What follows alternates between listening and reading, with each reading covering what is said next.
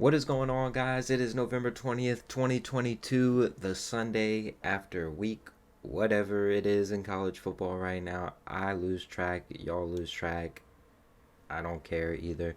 It's the second to last week of the regular season, and boy, if you weren't prepared for yesterday, man, you finished the day off and you just got a big old slap in the face with college football action. If you're not a believer yet, that college football is the greatest sport on earth, all right, then you're living under a rock, all right? Because yesterday brought that to fruition again, all right? Just all day long, just upsets, close games, on a weekend where, you know, it was a boring slate of games. You had a couple good Pac-12 games. You had Bedlam. But other than that, the marquee game in the SEC was Georgia Kentucky. God, that was a snooze fest. 16-6 final score over there. So you didn't get any action uh, until stuff started popping off. You get TCU, Baylor, you get Illinois almost upsetting Michigan, and then you get the two Pac-12 games late at night. You get South Carolina upsetting Tennessee, and guys, if you don't know this by now, right? It's not a secret. I don't try to hide it. All right, I'm from South Carolina. All right, I live in South Carolina, and I did something yesterday. All right, that some people may give me flack for. All right, but I don't regret it. All right, yesterday with the 9 p.m. Eastern time kickoff for this UAB LSU game, I made the executive decision, all right, that me and my buddy we're gonna take a road trip to Columbia, South Carolina yesterday. Um, so man, that was awesome and a great decision because South Carolina upset Tennessee yesterday, stormed the field, everything. I was there. It was an amazing environment, amazing game, amazing thing to be a part of, and it just makes me appreciate how much I love the sport of college football.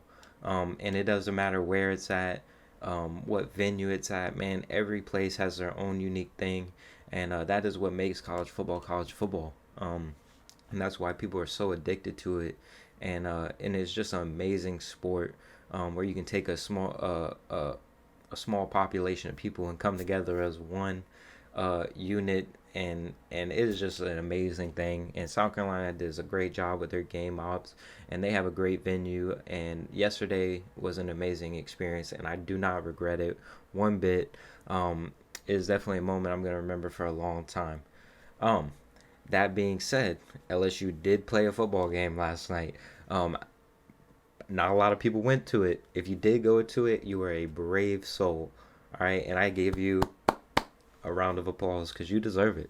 All right, 40 degrees, piss down pouring rain. Like, you are a go getter. All right, if I lived there, I probably would have went. But I don't live there, so I didn't have to really worry about that. Um, but your Fighting Tigers of LSU get their ninth win of the season against UAB. Man, who would have thought? Who would have thought?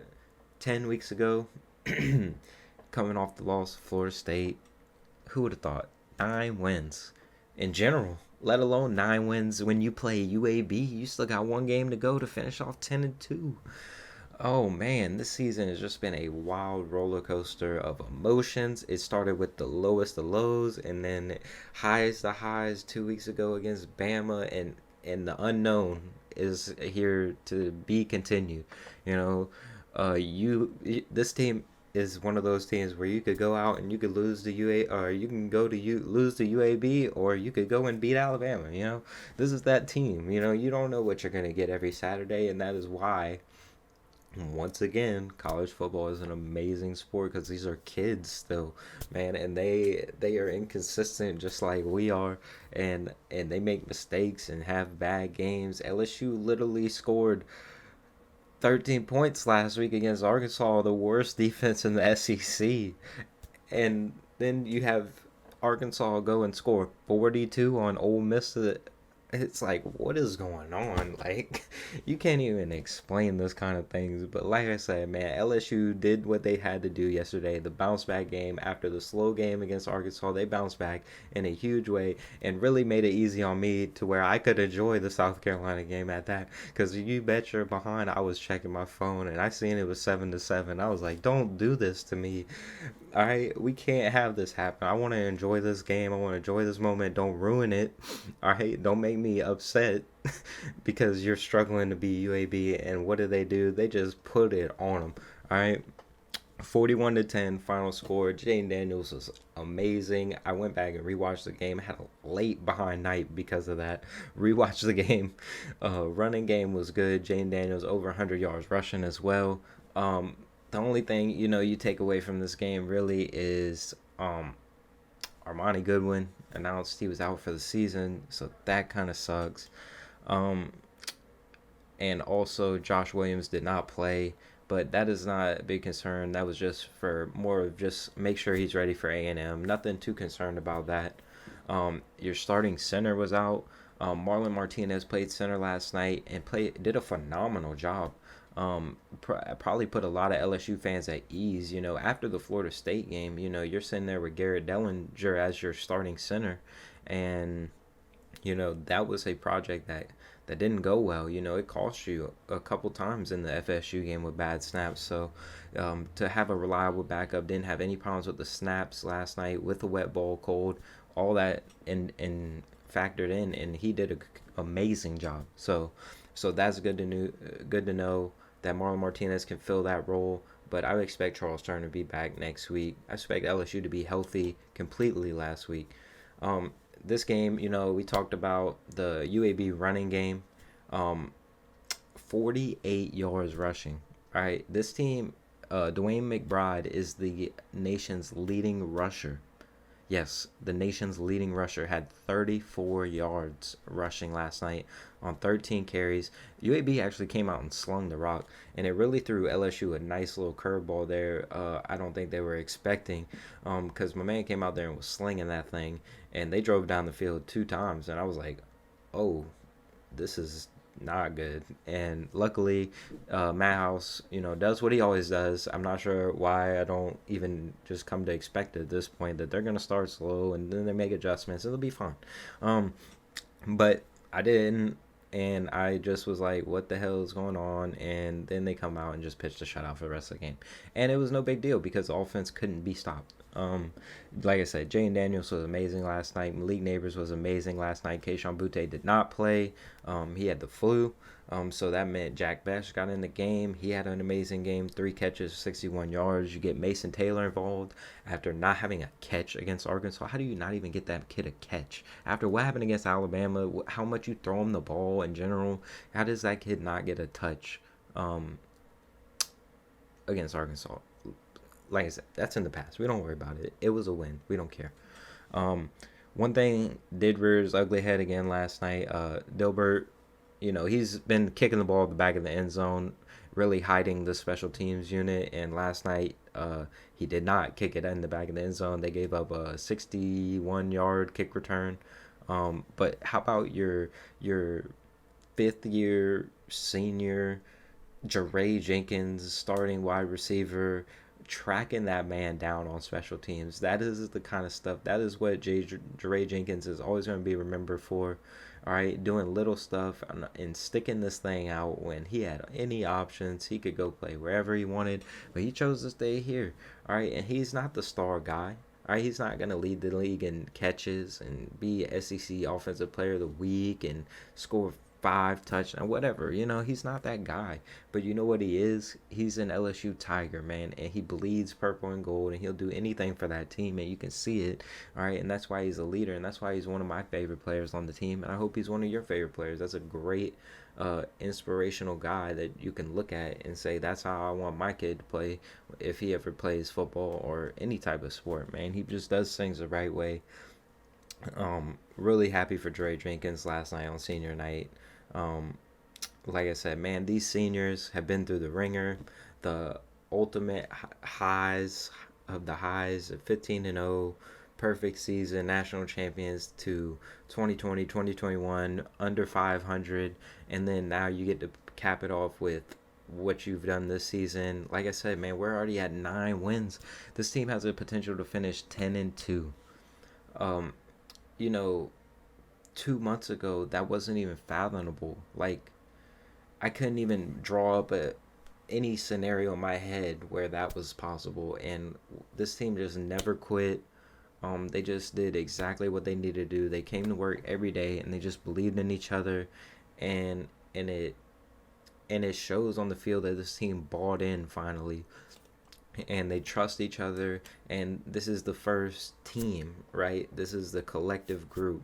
Like, we are one unit now. And this is what LSU football deserves to have as its product. SEC Western champs, chance to beat your rival Thanksgiving weekend and finish the regular season 10-2, and a chance to control your own destiny, with the chance to play number one team in the country. If you win that, you have a very good shot of making the playoffs in year one as a two-loss team under Brian Kelly, and that is a very realistic possibility now with Tennessee losing. You really need help from USC and TCU maybe, that to make the decision a little bit easier. But that being said, man, you still control your own destiny at this point. I think personally that a two-loss SEC champ gets in. That win over Georgia, win over Alabama, win over Ole Miss. Those in the I think the committee, seeing what Florida State's doing is helping LSU a lot. Florida State's having a tremendous season. All right, I believe they have 3 losses on the season. They're going to finish the season 9-3 after they beat the shit out of Florida next weekend. But like I said, man, Florida State's doing their thing, and I think the committee respects that. That LSU went out of their way to play a team like that, and they're not going to respect a team like maybe USC, who might only have 1 loss and be a Pac-12 champion, but they didn't play anybody in the non-conference, or a TCU who, if they drop a game, that those criterias aren't met, but hey, you never know what people are thinking and what the committee's going to do. That's why it's all a crapshoot. And we'll just have to sit and find out, because like I said, 90% of the time, man, all this stuff works itself out anyway. But that scenario's out there where all those teams could be tied, all have conference championships, and you can have a battle for that 4th spot. And it's not 100% chance that LSU gets in if they win out, to be honest with you guys.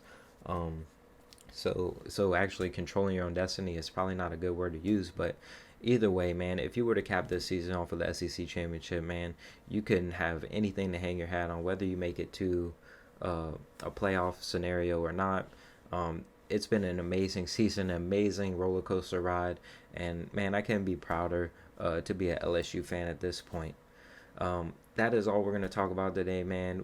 Like I said, we're not going to break down the game. It was a pretty boring game for LSU UAB, but we'll be back soon this week previewing the Texas A&M game. We all know we hate Texas A&M. They hate us, and they would love it so much, the Super Bowl for them. They're going to be bringing out everything. I don't know if Jimbo's going to hire them offensive coordinator this week, but I like LSU's defense against A&M's offense. I like that matchup. I can already tell you that. So yeah, we're going to be breaking down that next week, and then we're going to be obviously doing the recap of the game on Sunday, and then we're going to be previewing the SEC championship, man.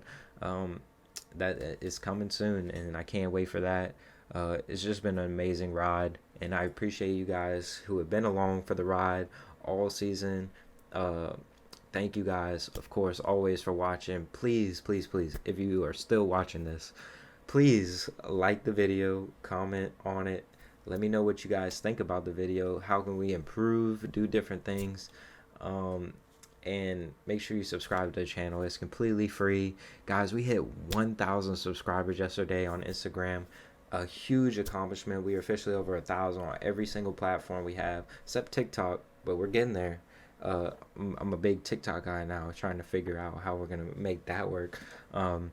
So we're doing the TikTok thing, we're doing Instagram, Facebook, Twitter. So if you are not following LSU Recruiting HQ, it is on you, because we have given you all the platforms to follow and get your news from. So make sure you guys are doing that, and I will see you guys next time. Have a good weekend.